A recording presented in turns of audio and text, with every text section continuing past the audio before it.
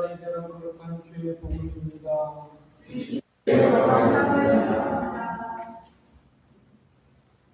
너희는 걱정하지 마라. 하나님이 믿고 또 나를 믿고 내 아버지들이 있을 곳이 많다. 그리고 나는 너희가 있을 곳을 마련하라. 만일 거기에 있을 곳이 없다면 내가 이렇게 말하겠습니다. 가서 너희 있을 곳을 마련하며 다시 와서 너희를 데려다가 내가 있는 곳에 같이 있게 하겠다. 너희는 내가 어디로 가는지 그 길을 알아듣는다. 그러자 토마가 주님, 저희는 주님이 어디로 가시는지 모르는데 어떻게 그 길을 알겠습니까? 하고 말합니다. 예수께서는 나는 길이요 진리요 생명이다. 나를 거치지 않고서는 아무도 아버지께 갈 수가 없다. 너희가 나를 알았으니 나의 아버지도 알게 될 것이다. 이제부터는 너희는 그분을 알게 되었다. 아니 이미 되었다. 그거 말씀하십니다. 이번에는 빌립보가 주님 저희에게 아버지를 뵙게 하여 주시면 더 바랄 것이 없겠습니다고 간청합니다. 예수께서 이렇게 대답하셨다. 빌립보야 들어라. 내가 이토록 오랫동안 너희와 같이 지냈는데 너는 나를 모른다는 말이다. 나를 보았으면 곧 아버지를 본 것이다. 그런데 아버지를 뵙게 해달라는 무슨 말입니까?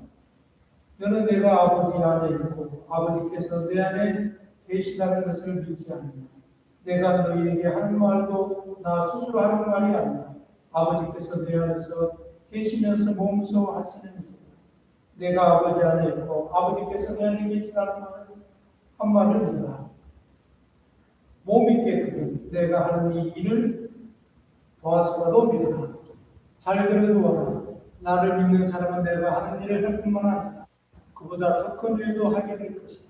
그것은 내가 이제 아버지께 가서 너희가 내 이름으로 구하는 것이면 무엇이든지 이루어 주겠기 때문이다. 그러면 아들을 말미암아 아버지께서 영광을 받을 것이다. 너희가 내 이름으로 구하는 것이 무엇이든지 내가 다 이루어 이는 주의 복음입니다. 주 찬양.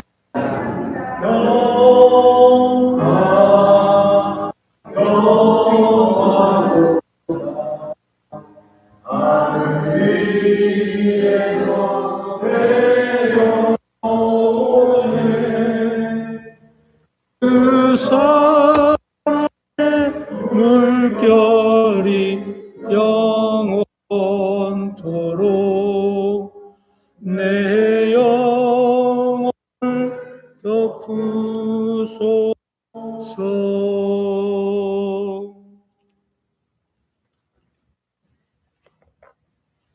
성부와 성자와 성령의 이름으로. 오늘 아침에는 다 같이 앉으십니다.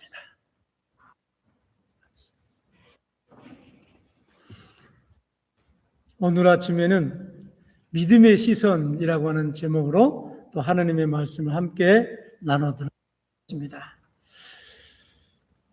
우리가 함께 붙잡고자 하는 말씀의 핵심은 믿음의 시선입니다. 우리는 무언가의 시선이 집중되어서 살아가게 되어집니다. 어떤 사람이 인생의 문제가 있게 되어지면 그 문제 때문에 그 사람의 마음과 생각과 그 사람의 시선이 항상 그곳에 가 있습니다. 우리가 현실이 어려운 환경에 처해 있으면 그 사람은 늘 시선이 절망적인 생각을 하고 머리가 생각이 그곳에 머물러 있는 것을 우리는 볼 수 있습니다.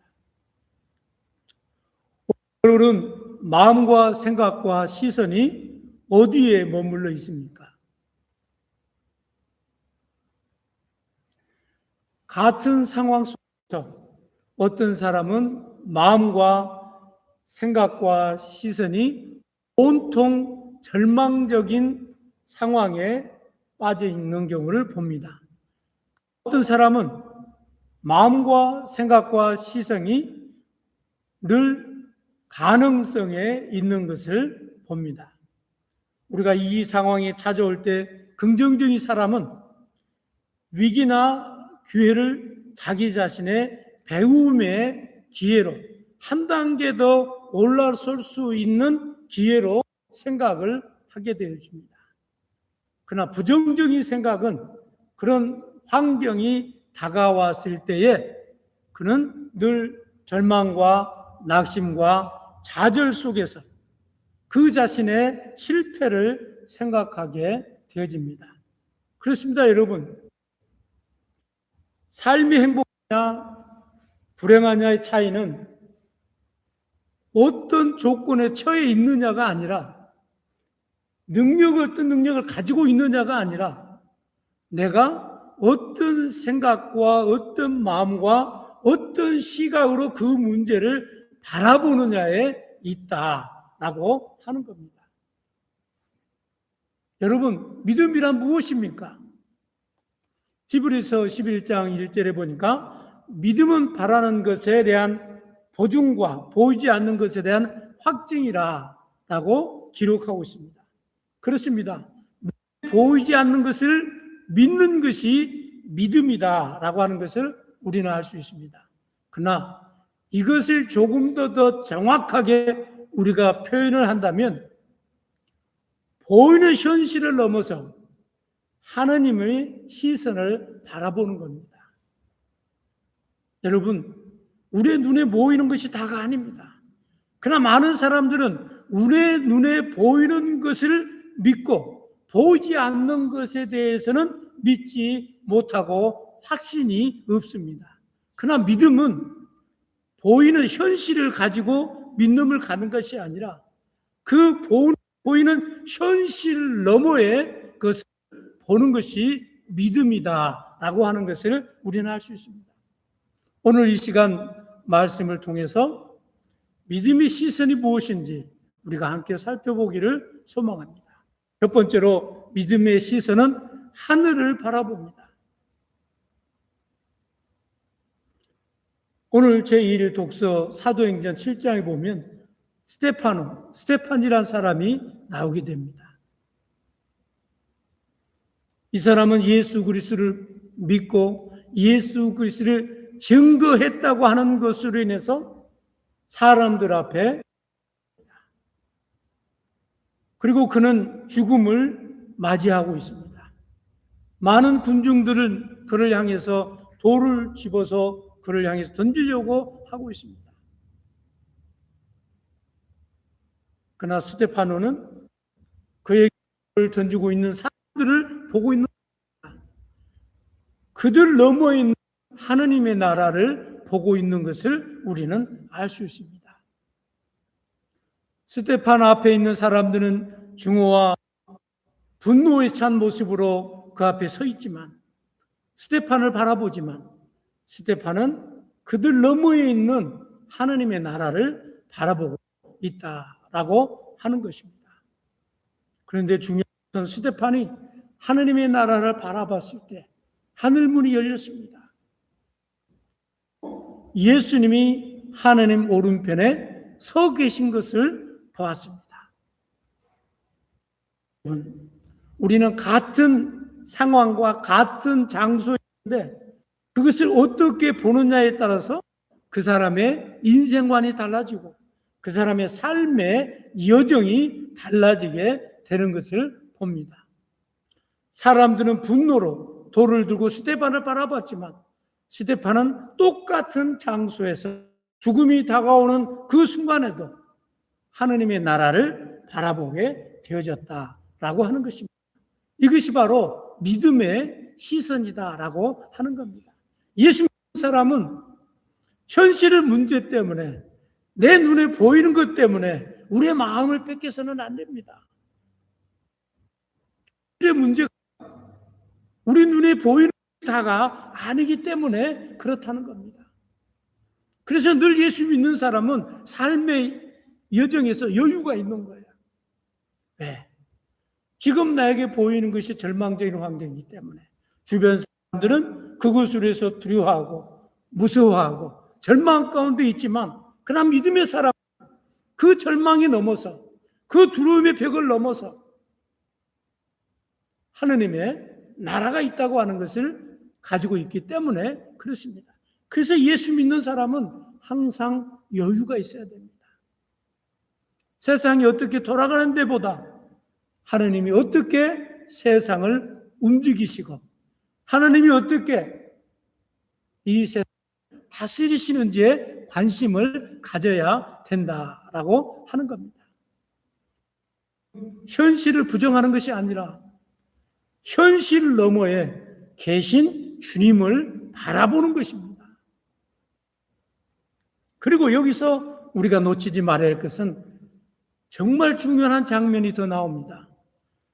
스데반의 눈이 열렸더니 예수님이 하나님의 우편에 서 계시다는 거예요. 예수님은 지금 순간에도 우리를 위해서 기도하고 계십니다. 우리가 절망 가운데 있을 때, 우리가 낙심 가운데 있을 때, 우리가 좌절 가운데 있을 때, 우리가 예수님을 믿는 것 때문에 핍박을 하고 있을 때 예수님은 그저 앉아 있는 것이 아니라 서 계셔서 우리의 그 모습을 바라보시고 하느님 앞에서 우리를 증언하시고 변호하시고 우리를 환영하며 받아들이는 모습을 가지고 계신다라고 하는 겁니다. 그렇습니다. 우리의 삶도 돌이 날아올 때가 있어요. 우리가 원치 않는 비난과 원치 않는 실패와 원치 않는 상처와 원치 않는 두려움 속에 있을 때가 있습니다. 인생을 살다 여러분은 그때 어떤 모습으로 그 상황을 바라보시고 어떻게 해석하고 있습니까? 그 상황 속에서 여러분은 무엇을 보고 있습니까? 그 문제입니까? 사람들이 나를 향해서 하는 손가락질입니까? 아니면 주님입니까? 스데반이 하늘을 바라보던 믿음의 시선은 이렇게 고백합니다. 주여, 이 죄를 그들에게 돌리지 마옵소서. 여러분, 자신을 향해서 돌을 판매질하는 그 사람들에게 저들의 죄를 저들에게 돌리지 말아달라는 거예요. 이게 바로 예수 믿는 사람의 모습입니다. 여러분, 그래서 제발 예수 믿는 사람 좀 이 세상에서 좀 멋지게 삽시다. 그리고 넓은 마음을 가지고 삽시다. 그냥 속 좁게 조금 걸 가지고 그냥 그것을 아웅다웅 따지고 흑백을 나누고 흑백을 가리어서 내가 옳은 사람이고 내가 정직한 사람이고 내가 잘못한 게 없다라고 가리는 것이 아니라 비록 나에게 사람들이 돌을 던지고 비록 나에게 어려움을 준다 할지라도 우리는 그들의 그 어려운 문제들을 눈에는 눈으로 갚지 말고 스데반이 눈이 열렸을 때 자기에게 돌판매질을 하는 사람들을 향해 주님, 저들의 죄가 저들에게 돌아가지 말게 해달라고 기도한 거예요. 그렇습니다. 적어도 예수 그리스도를 믿고 구원받는 크리스찬이라면 이 정도의 넉넉한 마음을 품고 있어야 한다라고 하는 것입니다. 그래서 믿음의 시선은 믿음이 아니라 미움이 아니라 용서입니다. 여러분, 여러분의 믿음이 있습니까? 아직 여러분의 마음속을 힘들게 하는 사람이 있습니까? 그 사람을 좀 넓은 마음으로 용서하세요. 그리고 받아들이세요. 그리고 그 고난과 절망과 나를 힘들게 하는 그 환경 너머에 하나님께서 어떻게 역사하시는지를 바라보고 맡기는 저와 여러분이 되어지기를 소망합니다. 여러분, 이 광경은 여러분들이 고난을 당해보면 알잖아요. 여러분, 돌을 맞아 쓰러져 가면서도 자기에게 돌팔매질을 하는 사람을 위해서 기도할 수 있을까요?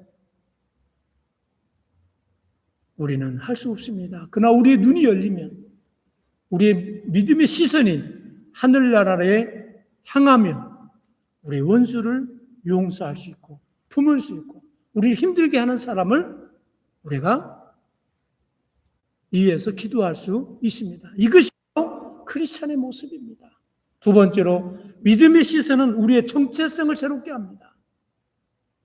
오늘 베드로전서 2장에 보니까 베드로 우리에게 이렇게 말합니다. 너희도 산돌로 세워지고 있다.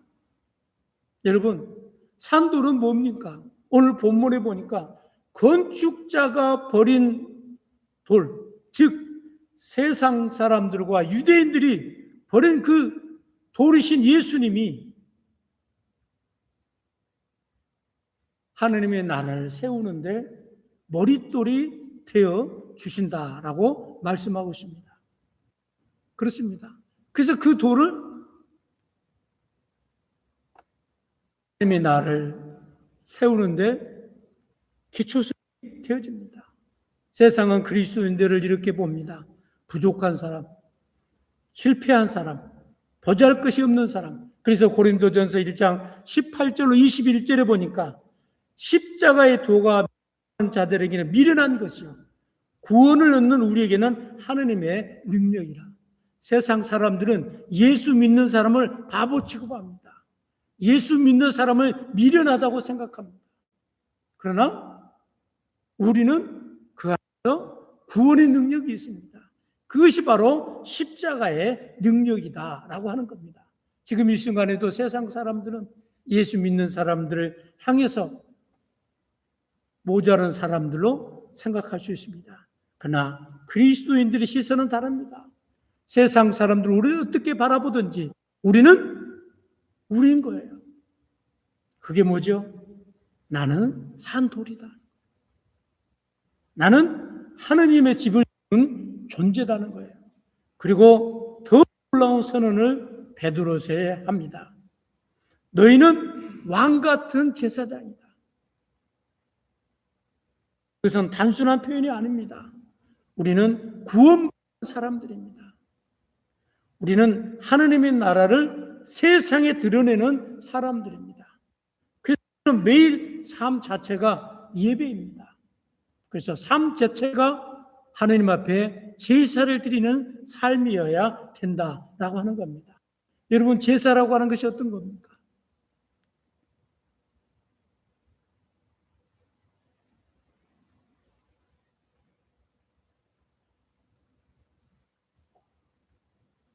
죽은 신을 믿는 사람들도 제사를 드리기 위해서는 새벽에 일어나서 목욕제계하고 제사에 바칠 예물을 구별해서 정성껏 모아서 제물로 준비합니다.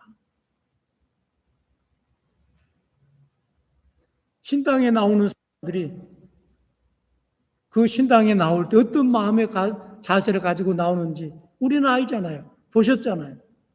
죽은 신을 믿는 사람, 우리는 살아계신 하나님을 믿는 사람들입니다. 근데 여러분이 주일날 교회를 나올 때 어떤 마음을 가지고 나오세요? 성전을 들어올 때 여러분 어떤 마음을 가지고 들어오세요? 과연 여러분이 주일날 아침에 새벽같이 일어나서 목욕제계하고 머리 예쁘게 다듬고 그리고 옷 특별히 구별해서 그리고 특별히 하나님 앞에 드릴 예물을 드려서 준비해서 나옵니까? 살아계신 하나님을 믿는 사람들이 죽은 믿는 사람들보다도 더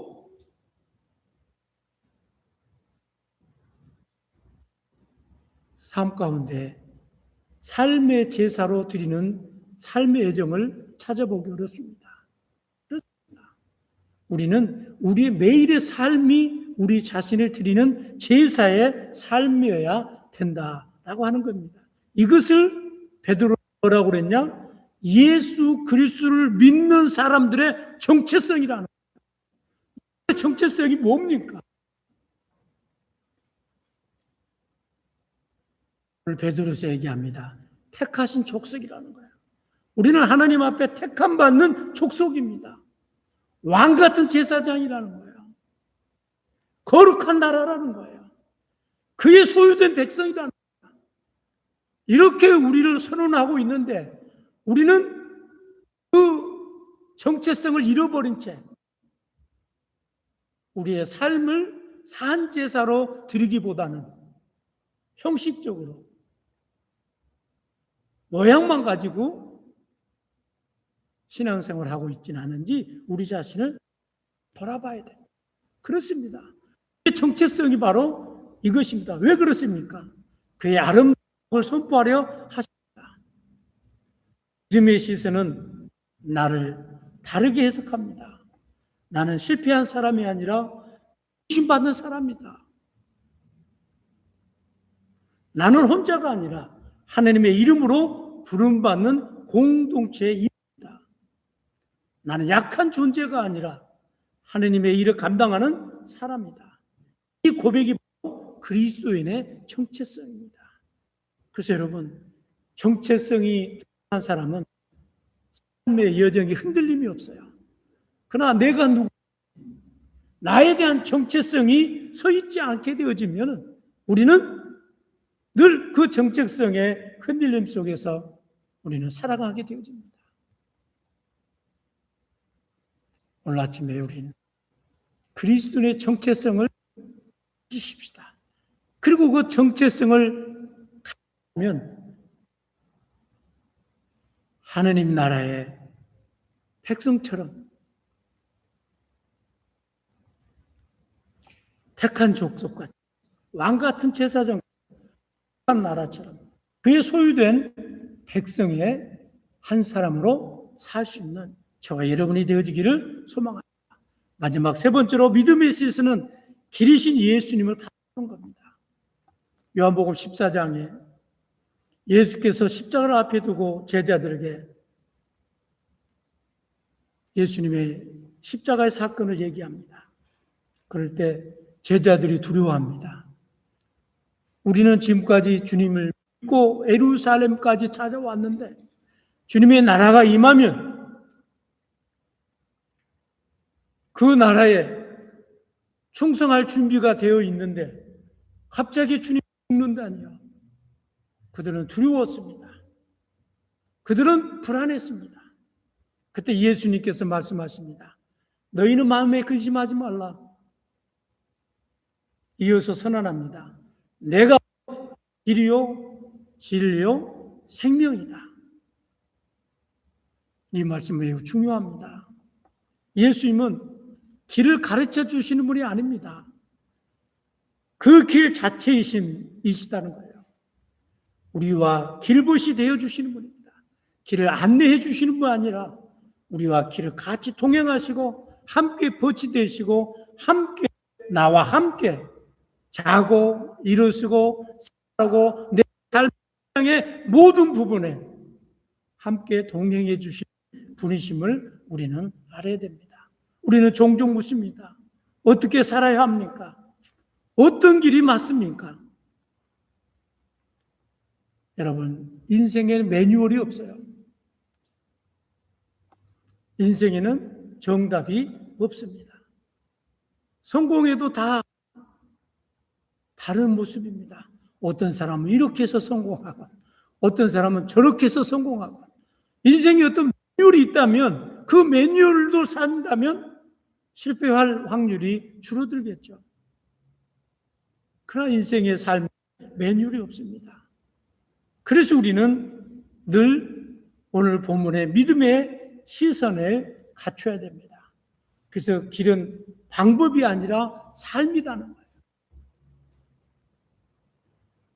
길은 예수님이십니다. 그를 따라가면 우리는 결코 길을 잃지 않습니다. 생명을 잃지 않습니다.